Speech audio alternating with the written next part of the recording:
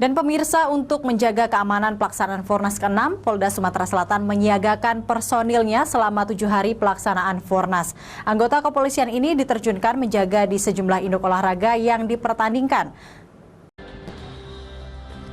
Pembukaan Festival Olahraga Rekreasi Nasional ke-6 secara resmi dibuka langsung Menteri Olahraga Republik Indonesia, Zainuddin Amali di Komplek Olahraga Jakabaring Sport City, Jakabaring, Palembang, Kamis 1 Juli 2022.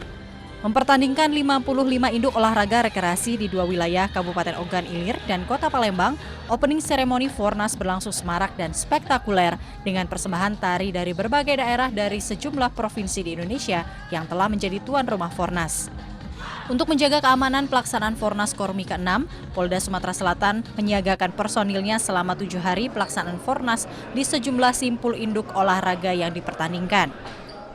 Pasti kita sudah tadi misalkan tahapan sudah dilaksanakan tempat-tempatnya dan berapa petugasnya.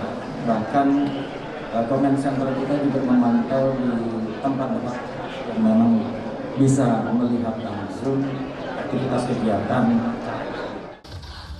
Opening seremoni Festival Olahraga Rekreasi Nasional ke-6 digelar di venue Dayung Komplek Olahraga Jakabaring Sport City, Palembang. Pembukaan yang mengusung tema United in Musi River berlangsung spektakuler, dibuka dengan tarian Gending Sriwijaya, tarian Fornas dan Devile. Opening seremoni bertabur hiburan dan pesta kembang api. Dari Palembang, Muhammad Rizal Fahlevi, iNews melaporkan.